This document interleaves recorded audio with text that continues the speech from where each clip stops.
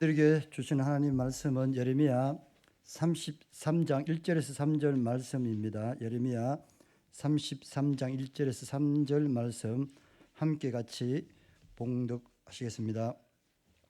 예레미야가 아직 시위 때 뜰에 갇혀 있을 때에 여호와의 말씀이 그에게 두 번째로 임하니라. 이르시되 이를 행하시는 여호와, 그것을 만들며 성취하시는 여호와, 그의 이름을 여호와라 하는 이가 이와 같이 이르시도다. 너는 내게 부르짖어라. 내가 응답하겠고 내가 알지 못하는 크고 은밀한 일을 내게 보이리라. 아멘. 이 시간에는 담임 목사님 나오셔서 참된 기도 응답이라는 말씀으로 말씀을 선포하시겠습니다. 네, 우리 3절 말씀을 함께 다 같이 한 번 더 읽어볼까요? 함께 봉독하겠습니다. 너는 내게 부르짖어라. 응답하겠고 내가 알지 못하는 크고 은밀한 일을 내게 보이리라. 아멘. 자, 종종 신방을 가면 이 말씀이 액자로 걸려 있는 집들이 많습니다. 참 좋은 말씀이죠. 그런데 이제 이 말씀이 어떤 의미를 가지고 있는지를 또 정확하게 아시는 분들은 많이 없는 것 같습니다. 그러니까 이 말씀을 이렇게 읽으면 이런 느낌이죠. 너는 내게 부르짖어라. 내게 응답하겠고. 부르짖으면 하나님께서 응답하시는구나. 그런데 이제 이 부르짖는다라는 것을 큰 소리로, 통성으로, 혹은 방언으로, 혹은 뭐 간절하게 그렇게 기도하면 하나님께서 응답해 주시는구나. 이렇게만 이제 생각을 하시는 분들이 많습니다. 근데 이제 이 말씀을 그렇게 해석한다고 해서 뭐 틀렸다라고 말할 수는 없습니다. 그런데 성경의 말씀들을 볼 때는 이 말씀이 어떤 상황에서 주어졌는지, 그리고 또 이 각 나라의 언어들 중에는요 정확하게 같은 단어가 없기 때문에 의역을 해서 번역을 하는 경우들이 많습니다. 우리나라에는 있는 단어인데 다른 나라에는 없는 단어들이 있습니다. 그래서 최대한 비슷한 것으로 이제 번역을 하죠. 그러다 보니까 이제 외국의 어떤 책들을 번역할 때 누가 번역하느냐에 따라서 책 내용도 약간씩 바뀌고 느낌이 바뀌게 되는 겁니다. 그래서 이제 언어라는 것은 그 민족의 어떤 문화와 모든 것들을 다 담고 있는 것이기 때문에 우리가 생각하는 부르짖는다라는 것과 성경에서 기록하고 있는 이 부르짖는다라는 말이 어떤 말인지를 먼저 아셔야지 이 본문의 의미를 잘 알 수가 있을 것 같습니다. 자, 부르짖는다라는 이 단어가 히브리어로 두 개가 있습니다. 하나는 카라라는 단어이고요. 하나는 차크라는 단어인데 이 카라라는 단어의 뜻은 뭐냐면요, 선포하다입니다. 선포하다, 부르다, 읽는다, 이런 의미가 카라이고요. 두 번째 단어가 차크라는 단어가 이제 우리가 일상적으로 알고 있는 큰 소리로 말하다라는 것입니다. 그런데 예레미야 33장 3절의 말씀은요, 카라라는 단어를 쓰고 있습니다. 그러니까 큰 소리로 부르짖는다라는 의미보다는 무엇인가를 선포한다, 무엇인가를 선언한다, 그런 의미입니다. 그러면 이제 첫 번째 이 카라라는 단어의 의미를 우리가 조금 더 잘 이해하려면 도대체 성경이 언제 이런 단어를 썼는지를 이제 보면은 알 수가 있는데, 창세기 1장부터 이 카라라는 단어가 나옵니다. 태초에 하나님께서 천지를 창조하시니라 빛이 있으라 하시니라고 할 때 이게 카라입니다. 빛이 있으라 하시니. 그래서 창세기부터 계속 이 단어가 등장을 하는데요. 이제 창세기 11장에 가서는 인간들이 바벨탑을 막 쌓습니다. 일단 하나님께서 보시고 이것이 인간들이 바벨탑이 쌓고 있다라고 이야기할 때도 카라라는 단어를 성경에 기록하고 있습니다. 그리고 아브라함이 하갈을 통하여서 낳은 아들을 이스마엘이라 부른다라고 이야기할 때도 카라라는 단어를 쓰고 있습니다. 또 이삭을 칭하실 때도 그의 이름을 이삭이라 해라라고 이야기하실 때도 카라라는 단어가 사용되었습니다. 그래서 이 성경에, 구약 성경에 이 114번이나 이 카라라는 단어가 등장을 하는데, 이 카라라는 단어는 언제 사용되는가 하면은 막 뭔가를 큰 소리로 부르짖을 때 사용하는 것이 아니라 하나님께서 어떤 사물이나 사람이나 그것의 이름을 정하실 때에, 선언하실 때에 이제 그 아들 이삭이라 해라, 이스마엘이라고 해라, 저거는 바벨탑이야, 바벨이야, 그렇게 할 때 이 단어가 사용되는 것입니다. 특별히 레위기 1장에 보면은요, 하나님께서 여호와께서 모세를 부르셔서라고 할 때 카라라는 단어를 씁니다. 그래서 이 카라라는 단어가 뭐냐 하면 조용하지만 하지만 하나님의 임재를 선언하는 이제 단어가 이 카라라는 단어입니다. 부르짖는다라는 단어입니다. 자, 그러면 지금 우리가 읽었을 때 너는 내게 부르짖어라, 내가 내게 응답하겠고라고 했을 때 이 부르짖는 것이 막 큰 소리로 떼쓰는 것이 아니라 무엇을 의미하는가 하면요, 이 말씀은 하나님을 의지하라는 말입니다. 자, 그래서 지금 우리가 보고 있는 이 개정개혁 성경에서만 이 단어를 부르짖다라고 번역을 했고요, 공동 번역에서는 부르라라고 번역을 했고요, 현대인의 성경은요 이걸 의역을 했습니다. 그 의미를 우리에게 확실하게 전달하기 위해서 너는 나를 의지하여라라고 번역을 했습니다. 여러분, 부르짖는다는 말이 어떤 말이냐라는 것을 우리가 생각을 해야지 그러면은 하나님께서 어떤 기도에 응답하시는지를 알 수가 있는 겁니다. 그래서 이 말씀은 내가 막 큰 소리로 내가 하나님 앞에 막 떼를 써서 다른 사람 목소리보다 내 목소리가 더 커서 하나님이 내 기도를 들어주시는 것이 아니라 지금 하나님께서는 예레미야에게 뭐라고 말씀하시는가 하면은 너는 나를 의지해라, 너는 나를 신뢰해라, 너는 너의 삶에서 나의 이름을 선포해라, 이렇게 말씀하시는 겁니다. 그러면 내가 응답하겠다는 겁니다.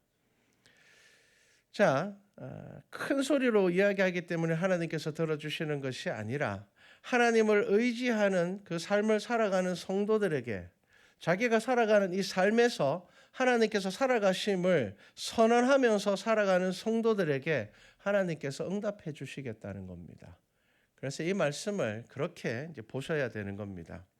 여러분, 기도라는 것은 종교적인 행위가 아니라 하나님을 의지하면서 살아가는 성도들의 이 삶이 하나님의 기도로 드려지게 되고 하나님께서 응답하신다는 말씀입니다. 그래서 이 기도는 하나님을 의지하면서 살아가는 성도들의 믿음의 태도입니다.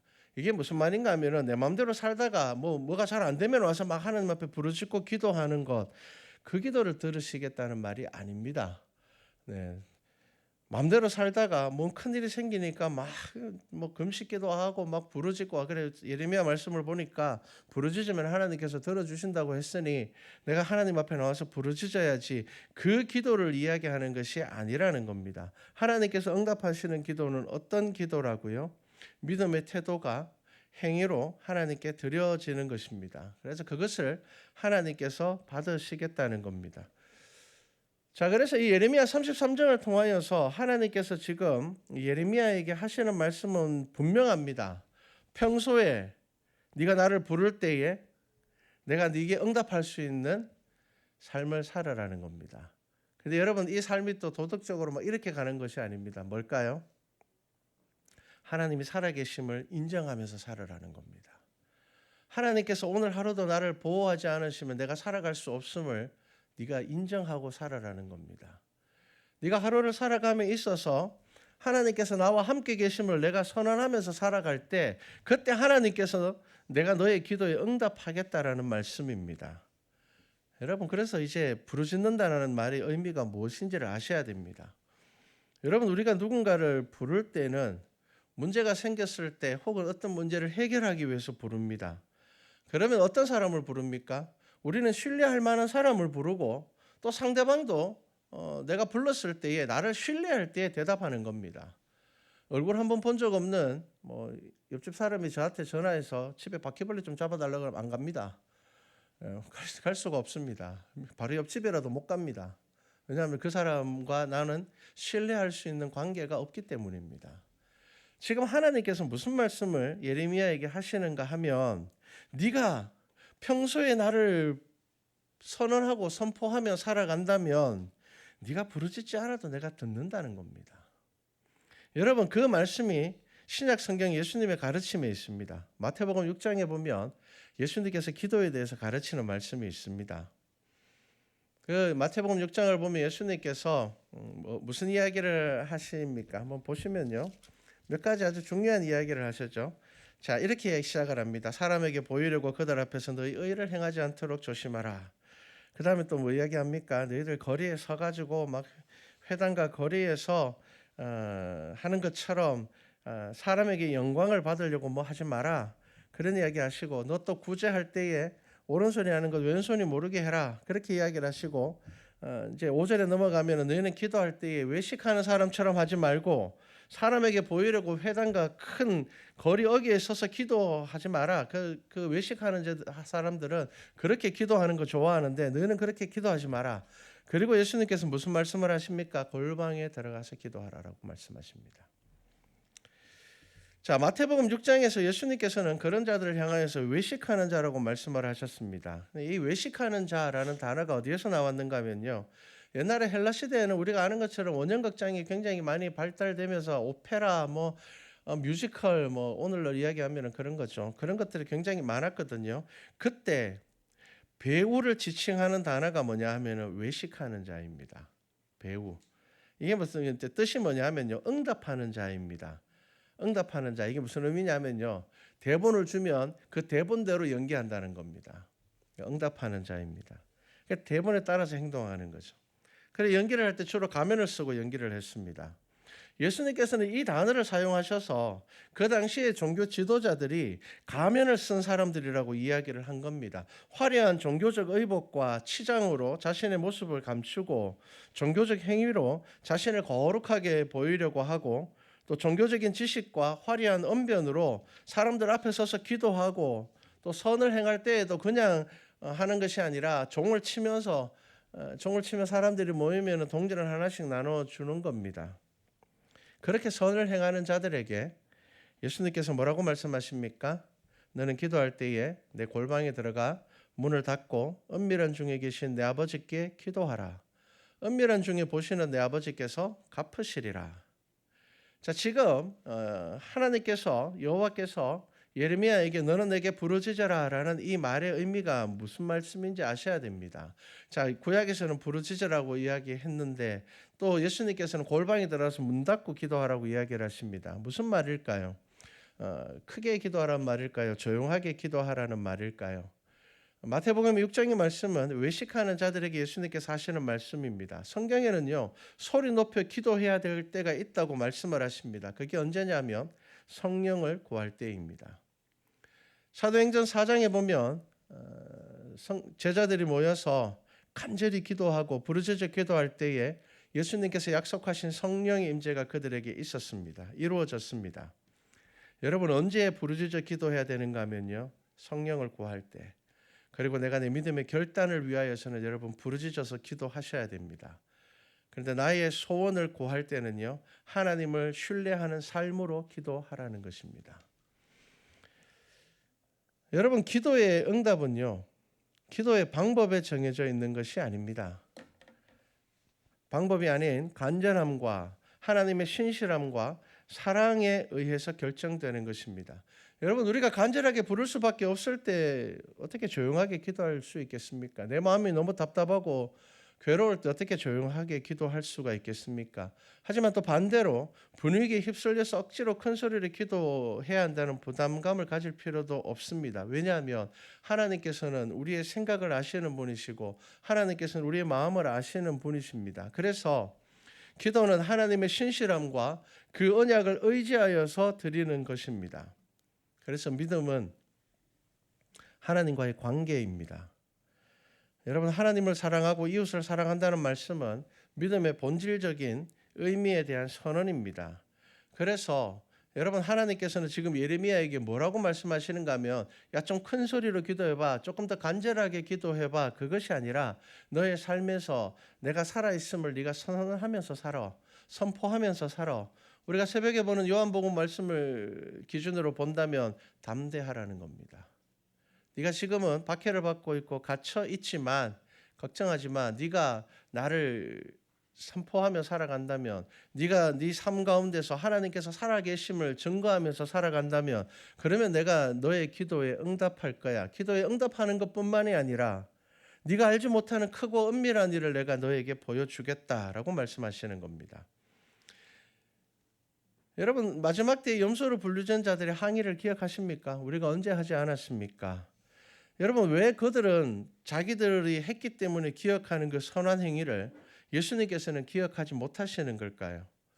그들은 하나님의 자녀로 행한 것이 아니라 자신의 의를 위하여, 자신의 영광을 드러내기 위하여서 한 것이기 때문입니다.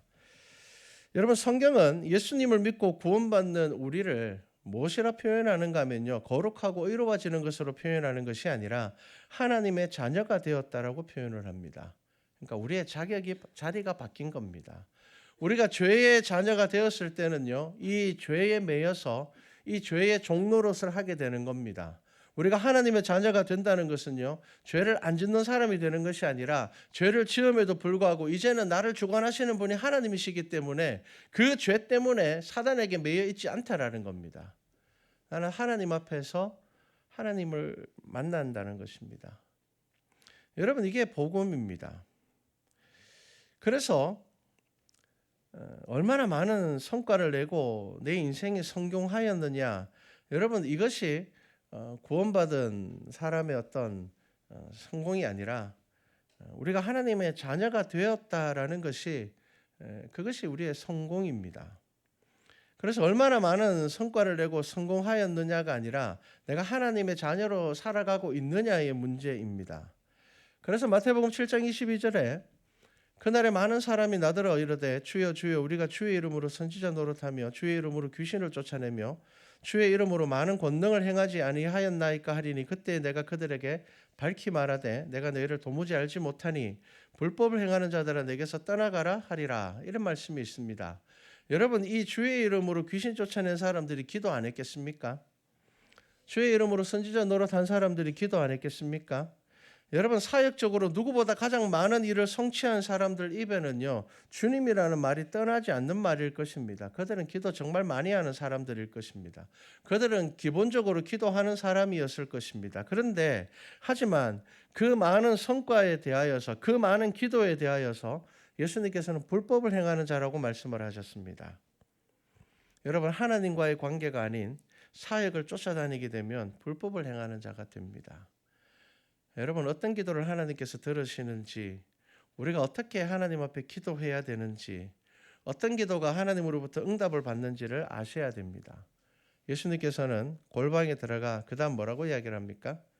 방문을 닫고라고 이야기합니다. 문을 닫고 은밀한 중에 계신 내 아버지께 기도하라는 것입니다.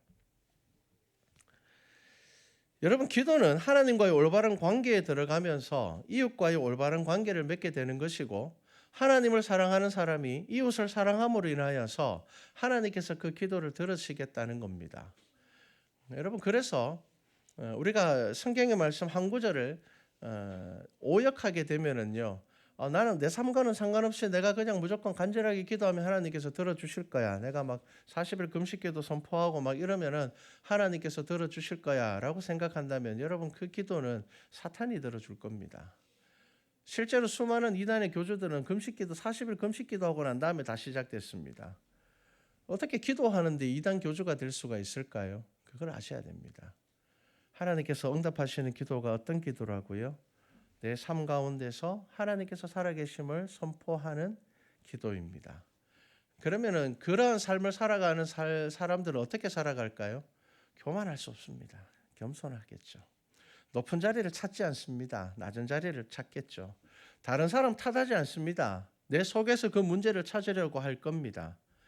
요한복음 1서 4장 20절 말씀 이하를 보면 누구든지 하나님을 사랑하노라 하고 그 형제를 미워하면 이는 거짓말하는 자니 보는 바 그 형제를 사랑하지 아니하는 자는 보지 못하는 바 하나님을 사랑할 수 없느니라. 여러분, 우리 가운데 이런 분들이 많습니다. 하나님은 정말 사랑한다고 이야기를 하는데 이웃은 정말 사랑하지 않는 분들이 많습니다. 성경에서 분명히 말하고 있습니다. 그거 거짓말이야. 그 신앙은 그냥 네가 네 스스로 너를 위로하기 위해서 네 자기 만족의 신앙이지 그거는 진짜 믿음이 아니야 라고 말씀을 하는 겁니다. 여러분, 하나님을 사랑하면 당연히 그 형제를 사랑하려고 노력하게 된다는 겁니다. 왜냐하면은 얘는 내가 별로 마음에 안 들지만 그래도 하나님께서는 이 사람이 변화되어서 구원받기를 원하시기 때문에 내가 이 사람을 사랑하려고 노력하는 겁니다. 참 마음에 안 들어도 그런 겁니다. 자, 여러분, 하나님께서 지금 예레미야를 통하여서 하시는 말씀, 여러분 이 말씀을 잘 마음에 새기시기를 바랍니다. 여러분, 어떤 기도가 부르짖는 기도입니까? 어떤 기도에 하나님께서 응답하시겠다는 겁니까? 하나님을 사랑하고 이웃을 사랑하는 올바른 관계 안에서 내가 하나님을 믿는 사람으로서 내가 그리스도인이기 때문에 내 삶 가운데서 예수 그리스도의 가르침을 실천하려고 노력하는 그 삶의 기도를 하나님께서 들으시고 응답하시겠다는 겁니다. 그냥 내 마음대로 살다가 내 생각대로 살다가 내 고집대로 살다가 도저히 안 되겠다 싶으면 나와서 부르짖는 그 기도를 하나님께서 듣지 않으시겠다는 겁니다. 그 기도는 하나님께서 응답하지 않는 기도입니다. 그래서 어떤 기도를 하나님께서 들으시겠다고요? 기억하십시오. 월요일부터 시작되는 삶에 여러분들이 매일의 삶에 하나님을 선언하시면서 사셔야 됩니다. 하나님께서 나와 함께 계심을 선포하시면서 살아야 되는 겁니다. 여러분, 하나님을 알지 못하는 사람과의 삶 가운데서 나는 하나님께서 살아계심을 믿는 사람이야 라는 그 믿음의 삶으로 살아가는 그 기도를 하나님께서 들으시겠다는 겁니다. 그 기도를 들으시고 뭐라고요? 응답하겠고 내가 알지 못하는 크고 은밀한 일까지 내게 보이겠다고 말씀하셨습니다. 여러분, 정말 열심히 기도하는데 왜 하나님께서 응답하지 않으실까요? 내가 잘못 구하기 때문이고요. 또 하나는 하나님께서 들으시는 기도를 하지 않기 때문입니다. 그래서 우리가 성경 말씀을 통하여서 여러분 말씀을 묵상하시면서 점검하십시오. 내가 하나님께서 기뻐하시는 기도를 하고 있는가? 내가 하나님의 뜻을 구하고 있는가? 내가 그리스도인 주의 자녀로서 내가 기도하고 있는가? 우리 말씀과 찬양의 모든 성도들에게 권면합니다. 여러분, 하나님을 사랑하고 이웃을 사랑하는 올바른 관계 안에서 하나님을 신뢰함으로 살아계신 하나님을 여러분들의 삶 가운데서 선언하면서 살아가시기 바랍니다. 그것이 바로 기도입니다. 그것이 바로 하나님께 부르짖는 것입니다. 그래서 그러한 기도를 통하여서 여러분들의 삶의 응답과 내가 이해하지 못하는 것에 대한 정말 크고 은밀한 것, 신비로운 것을 하나님께서 여러분들에게 보여주심으로 인하여서 하나님의 은혜 가운데 살아가는 우리 모든 성도들이 되기를 주님의 이름으로 축복합니다. 기도드리겠습니다. 사랑의 하나님, 예레미야에게 말씀하십니다. 나는 내게 부르짖으라. 이 부르짖음이 큰 소리가 아닙니다. 이 부르짖음은 내 삶 가운데서 하나님의 살아계심을 선언하며 살아가는 부르짖음입니다. 내 삶 가운데서 하나님께서 역사하심을 인정하는 부르짖음입니다. 이 삶 가운데 하나님께서 응답하시겠다고 하셨으니 주님, 우리 말씀과 찬양의 모든 성도들이 이러한 기도로 주 앞에 부르짖는 자들 되게 하여 주시옵소서. 감사드립니다. 예수님의 이름으로 기도드렸습니다.